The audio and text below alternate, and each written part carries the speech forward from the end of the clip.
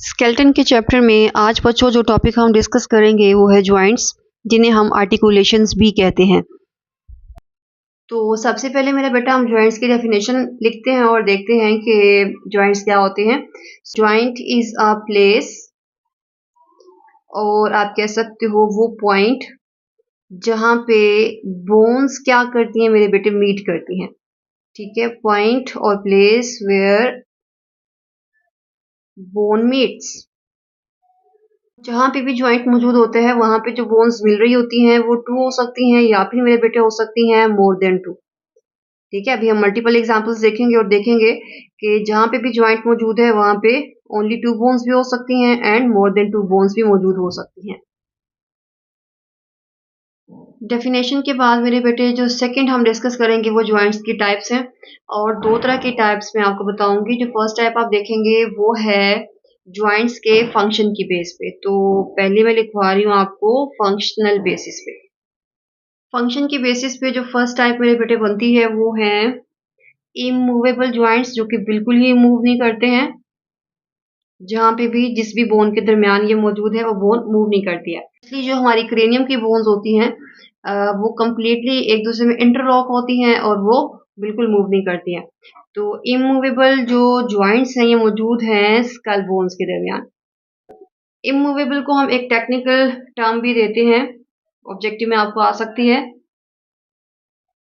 जिसे हम कहते हैं सिनआर्थरोसिस। और इन जॉइंट्स को मेरे बेटे हम सूचर्स भी कहते हैं। जो सेकंड टाइप मेरे बेटे जॉइंट्स की हमने पढ़नी है फंक्शन की बेसिस पे वो हैं ऐसे जॉइंट्स जो कि मूवमेंट तो शो करते हैं लेकिन बहुत कम मूवमेंट होती है, तो हम कहते हैं ये है slightly movable. Slightly movable joints को हम टेक्निकली एम्फीआर्थरोसिस भी कहते हैं। एक जॉइंट जो कि मेरी कोक्सियल बोन्स को अटैच करवा रहा होता है, पेल्विक बोन्स को अटैच करवा रहा होता है, इसे हम प्यूबिक सिम्फाइसिस कहते हैं।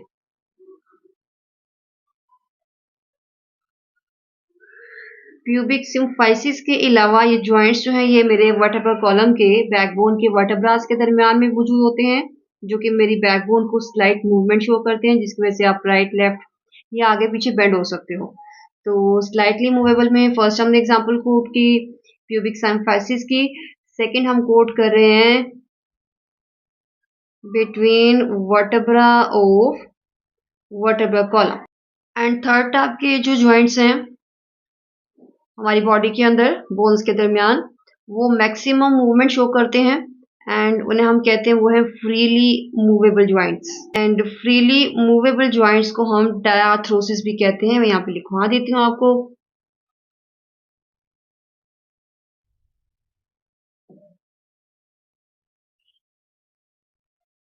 और ये जो फ्रीली मूवेबल जॉइंट्स हैं ये मेरी बॉडी की मैक्सिमम बोन्स को ज्वाइन कर रहे होते हैं, एंड जिनमें से मेरे बेटे जो मेरी नी ज्वाइंट है, एल्बो ज्वाइंट है, शोल्डर ज्वाइंट है, हिप ज्वाइंट है, ये सब जो ज्वाइंट्स हैं जहाँ पे फ्री मूवमेंट, बहुत ज्यादा मूवमेंट हो रही है बोन्स के दरमियान, उन्हें हम डायाथ्रोसिस ज्वाइंट्स कहते हैं या फिर हम कहते हैं फ्रीली मूवेबल ज्वाइंट्स। तो फंक्शन की बेसिस पे, जिसमें हमने टाइप्स ऑफ मूवमेंट की बेसिस पे 3 टाइप्स के ज्वाइंट्स देखे हैं, इनको आपने ओनली ये याद रखना है कि मूवमेंट की बेसिस पे अगर बिल्कुल मूवमेंट नहीं हो रही है तो इमूवेबल है, अगर थोड़ी बहुत करते हैं तो स्लाइटली है, अगर बहुत ज्यादा मूवमेंट शो करते हैं तो फ्रीली मूवेबल है। तो जो मेन डिटेल है वो हम देखेंगे सेकंड टाइप जॉइंट्स की, जो कि है स्ट्रक्चर की बेसिस पे।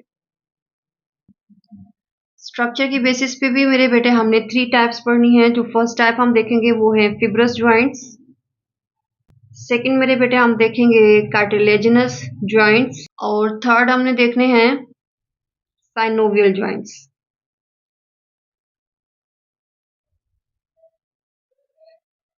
इनमें से फिब्रस एंड कार्टिलेजिनस में आपको इसी लेक्चर में एक्सप्लेन करूंगी, साइनोवियल की डिटेल थोड़ी ज्यादा है तो उसको हम नेक्स्ट लेक्चर में रिकॉर्ड कर लेंगे।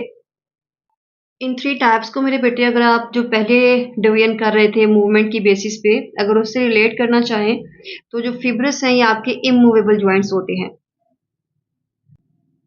एंड कार्टिलेजिनस जो होते हैं ये आपके होते हैं स्लाइटली मूवेबल जॉइंट्स, एंड जो साइनोवियल है ये है फ्रीली मूवेबल। और पहले एक्सप्लेन करते हैं जो फिब्रस जॉइंट्स हैं ये इमूवेबल क्यों होते हैं और कहाँ मौजूद होते हैं। फर्स्ट मेरे बेटे स्ट्रक्चर के बेसिस पे जो टाइप है फिब्रस जॉइंट्स, उसमें क्या होता है मेरा बेटा कि अगर ये मेरे पास 2 बोन्स हैं और ये मैंने दोनों बोन्स के टर्मिनल्स को यहाँ पे ड्रॉ कर दिया है। जहाँ पे भी फिब्रस जॉइंट्स हैं जो कि बिल्कुल मूवमेंट नहीं कराते हैं, उनमें मेरे बेटे क्या होता है कि बहुत ज़्यादा टफ कनेक्टिव टिश्यूज़ का बैंड जो कि कोलेजनस फाइबर्स होते हैं, वो इस तरह से दोनों को आपस में क्या करवा रहे होते हैं, अटैच करवा रहे होते हैं। एंड कोलेजनस फाइबर्स आप लोगों को मैंने कार्टिलेज में बताया होगा कि बंडल की फॉर्म में होते हैं, बहुत हार्ड होते हैं और बिल्कुल भी फ्लेक्सिबल नहीं होते हैं। यहाँ पे भी फिब्रस जॉइंट है और बिल्कुल ही मूवमेंट नहीं हो रही होती है। हम कहते हैं वो कौन सा जॉइंट है, वो है इमूवेबल। वहाँ पे मेरे बेटे फिर आपने लिखना है कि कौन सा फाइबर टाइटली होल्ड कर रहा होता है दोनों बोन्स को, वो है कोलेजन फाइबर, जिसकी काफ़ी डिटेल आप लोगों ने पढ़ी थी कार्टिलेज में। And collagen fibre and elastin fibres को आपने कंपेयर भी किया था। तो फिब्रस जॉइंट्स जो कि मौजूद हैं हमारी स्कल की बोन्स के दरमियान, वो इसी कोलेजन फाइबर की वजह से क्या होते हैं मेरे बेटे, बिल्कुल भी मूव नहीं कर रही होती। तो फिब्रस जॉइंट्स के कैरेक्टर्स में पहला तो आपने ये लिखना है कि ये होंगे इमूवेबल। सेकंड आपने लिखना है कि एक टफ कनेक्टिव टिश्यू है जो कि दोनों बोन्स को होल्ड करता है और उनको मूव नहीं होने देता है। एंड थर्ड मेरे बेटे आपने लिखना है कि ये जो है जॉइंट, इनकी बोन्स के दरमियान में कोई भी फ्लूइड फिल्ड कैविटी नहीं होती है। इंशाल्लाह आगे हम साइनोवियल में पढ़ेंगे कि उनकी बोन्स के दरमियान में एक फ्लूइड फिल्ड कैविटी है जो कि उसको फ्रिक्शन से रोकती है, मैक्सिमम उसको मोबिलिटी दे रही होती है। तो यहाँ पे मेरे बेटे जो कैविटी है वो कंप्लीटली फिल है या होल्ड की हुई है किससे, कोलेजन फाइबर्स ने, और कोई भी यहाँ पे फ्लूइड फिल्ड कैविटी मौजूद नहीं होती है। फ्लूइड फिल्ड कैविटी क्या होगी मेरे बेटे, एब्सेंट होगी। इट मीन्स कि इन दोनों बोन्स के दरमियान जो एम्प्टी स्पेस है वहाँ पे कोई भी लिक्विड फिल नहीं होता है। फिब्रस जॉइंट्स की भी मेरे बेटे 3 मजीद टाइप्स, हम में से फर्स्ट को आप कहते हैं सूचर्स, सेकंड को आप कहते हो सिंडेमोसिस एंड थर्ड को आप कहते हो गम्फोसिस।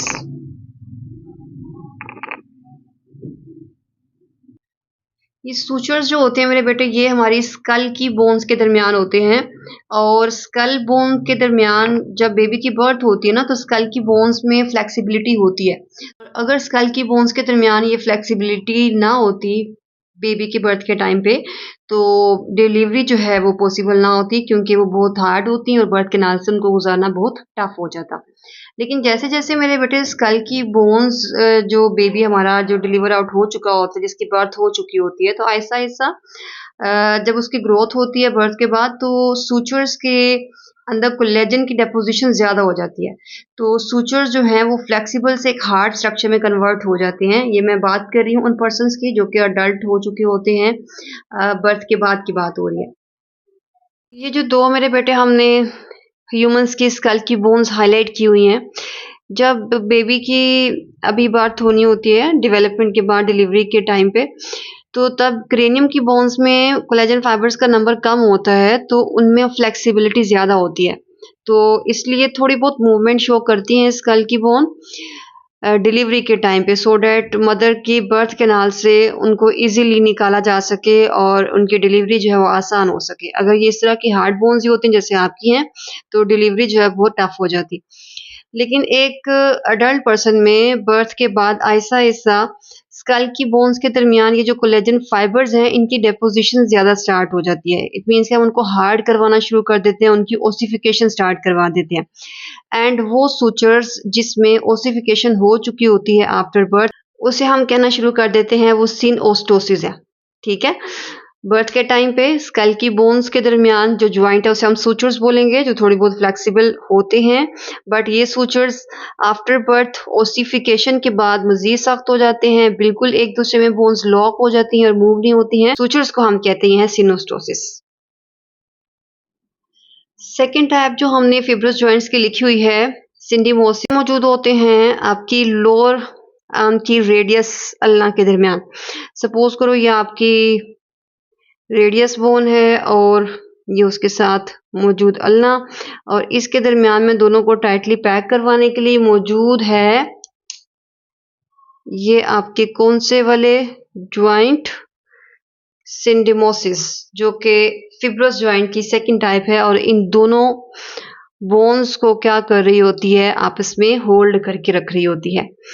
गम फोर्सेस जो हैं ये मौजूद होते हैं आपकी, अगर ये आपकी जॉ बोन है जो कि लोअर जॉ के केस में मैंडिबल है और अपर जॉ के केस में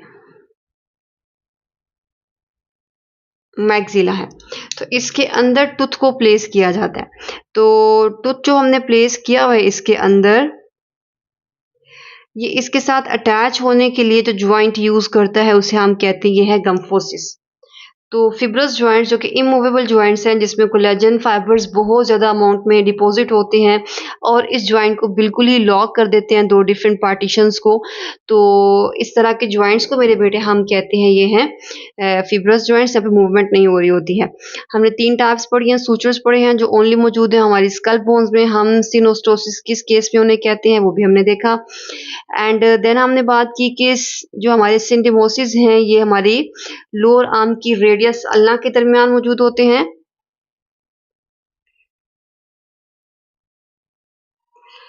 एंड लास्ट में हमने गम्फोसिस रखे जो कि हमारे टीथ को प्लेस करवा रहे होते हैं, हमारे जाज के अंदर फिक्स करवा रहे होते हैं।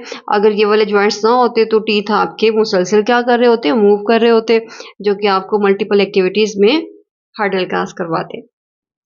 सेकेंड टाइप जो जॉइंट्स की स्ट्रक्चर की बेसिस पे है वो है cartilaginous joints. And cartilaginous joints जो मेरे बेटे हैं ये आप कह सकते हो स्लाइटली मूवेबल हैं, थोड़ी बहुत मूवमेंट शो करते हैं लेकिन बहुत ज़्यादा मूव नहीं करते हैं और ना ही ये इमोबाइल होते हैं। और नेम से ही क्लियर है कि यहाँ पे क्या होता है मेरे बेटे कि अगर ये फर्स्ट बोन है एंड ये मेरे बेटे सेकंड बोन है तो इनके दरमियान में एक कार्टिलेज का पैड होता है और ये कार्टिलेज जो है बिकॉज फ्लेक्सिबल होती है तो इन दोनों बोन्स को क्या कर रही होती है, ये फ्लेक्सिबिलिटी या स्लाइट मोबिलिटी क्या कर रही होती है, प्रोवाइड कर रही होती है। तो कार्टिलेजिनस जॉइंट्स में जो आप कैरेक्टर्स लिखोगे उसमें भी आपने बताना है कि ये क्या करते हैं, ये स्लाइटली मूवेबल हैं। सेकंड आपने बताना है कि इनमें स्पेशल करैक्टर क्या है कि इनमें दो बोन्स के दरमियान क्या मौजूद है, कार्टिलेज, जो कि इनको स्लाइट मोबिलिटी प्रोवाइड करेगी। एंड थर्ड आपने लिखना है कि इनके अंदर भी कोई फ्लूइड फिल्ड कैविटी नहीं मौजूद होती है। ठीक है, इनके अंदर भी कोई फ्लूइड फिल्ड कैविटी मौजूद नहीं है, no fluid filled cavity. Cartilaginous joints की लोकेशन की अगर बात करें तो मैं दो टाइप्स आपको लिखवाऊंगी। जो फर्स्ट टाइप हम कार्टिलेजिनस जॉइंट्स की देखेंगे वो है सिनकोंड्रोसिस एंड सेकंड हमने देखनी है सिम्फाइसिस। सिनकोंड्रोसिस अगर आपको याद हो तो मैंने जब बोन का स्ट्रक्चर आपको टिश्यूज के चैप्टर में करवाया था तो तब मैंने बताया था कि एपिफाइसिस एंड डायाफाइसिस के रीजन में ना यहाँ पे एक ग्रोथ प्लेट होती है और ये बेबीज के अंदर होती है जिनकी ग्रोथ अभी होनी होती है। तो जो अडल्ट पर्सन होते हैं उनके अंदर ये ग्रोथ प्लेट मौजूद नहीं होती। तो ये वाले जो हमारे पास ग्रोइंग टिश्यूज हैं, ये ग्रोइंग प्लेट होती है मेरे बेटे एपिफाइसिस और डायाफाइसिस के दरमियान, इसे हम कहते हैं सिनकोंड्रोसिस है। बिकॉज ये ओनली ग्रोइंग बेबीज के अंदर होती है, जब हमारी ग्रोथ कंप्लीट हो जाती है तो ये एक मार्क की फॉर्म में जस्ट एपिफाइसिस और डायाफाइसिस के दरमियान इस तरह से जस्ट एक लाइन की फॉर्म में मौजूद होती है, यहाँ पे मजीद ग्रोथ नहीं होती। तो इसलिए हम कहते हैं कि ये वाली जो जॉइंट्स की टाइप है एपिफाइसिस और डायाफाइसिस के दरमियान, ये मेरे बेटे टेम्पररी होती है और ये परमानेंट नहीं होती है। तो टेम्पररी ये जो जॉइंट बनता है एपिफाइसिस और डायाफाइसिस के दरमियान, इसे हम कहते हैं ये सिनकोंड्रोसिस है। सेकंड जो टाइप है कार्टिलेजिनस जॉइंट्स की वो मेरे बेटे है सिम्फाइसिस। सिम्फाइसिस जो होते हैं ये हैं परमानेंट जॉइंट्स। परमानेंट हम इनको इसलिए कहते हैं बिकॉज ये सिनकोंड्रोसिस की तरह ओनली हमारी लाइफ की अर्ली स्टेजेस में नहीं होते हैं, ये थ्रू आउट द लाइफ मौजूद होते हैं। और अभी मैंने पीछे आपको दो एग्जांपल्स दी थी, एक मैंने प्यूबिक सिम्फाइसिस की जिसमें हमने देखा था कि दो कोक्सल बोन्स के दरमियान ये कार्टिलेज का एक बैंड होता है जिसे हम कहते हैं प्यूबिक सिम्फाइसिस। ये प्यूबिक सिम्फाइसिस क्या करता है, हमारी दोनों कोक्सल बोन्स को स्लाइट मोबिलिटी जो है वो प्रोवाइड करता है। ठीक है, प्यूबिक सिम्फाइसिस। इसके अलावा हमारे वर्टेब्रा कॉलम के अंदर जो वर्टेब्रास मौजूद है, ये फर्स्ट वर्टेब्रा है, ये सेकंड वर्टेब्रा है, ये थर्ड है मेरे बेटे।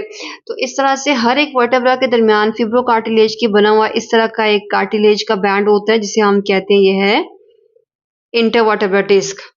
तो ये जो जॉइंट है कार्टिलेज प्रोवाइड करी हमारे इन वर्टेब्रास को, ये भी क्या करता है, ये हमारे वर्टेब्रा कॉलम को मोबिलिटी प्रोवाइड करता है, लेकिन वर्टेब्रा कॉलम जो है ये फ्रीली मूव नहीं कर सकते हैं, ओनली थोड़ी बहुत मूवमेंट शो करती है। एंड इस जॉइंट को भी हम कहते हैं ये सिम्फाइसिस है। तो सिनकोंड्रोसिस एंड सिम्फाइसिस दो टाइप्स है मेरे बेटे कार्टिलेजिनस की। सिनकोंड्रोसिस जो है ये ओनली कुछ लाइफ की स्टेजेस में होता है, इसलिए हम कहते हैं टेम्पररी होता है। इसकी हमने एग्जांपल देखी है बोन के एपिफाइसिस एंड डायाफाइसिस रीजन्स के दरमियान। एंड सिम्फाइसिस जो है ये परमानेंट मौजूद है, और जहाँ कहीं पे स्लाइट मूवमेंट हो रही है लाइक प्यूबिक सिम्फाइसिस में वर्टेब्रास के दरमियान ये मौजूद होते हैं कार्टिलेजिनस जॉइंट्स। तो अभी मेरे बेटे मैंने आपको ओनली दो टाइप्स करवाई हैं जॉइंट्स की। जो थर्ड टाइप है साइनोवियल जॉइंट्स, वो हमारी बॉडी के मेजर जॉइंट्स हैं, और बहुत से पोर्शंस जो हैं जो कि ज़्यादा पोर्शन है हमारी बॉडी का वो कवर कर रहे होते हैं साइनोवियल जॉइंट्स। तो वो इंशाल्लाह हम देखेंगे नेक्स्ट लेक्चर में।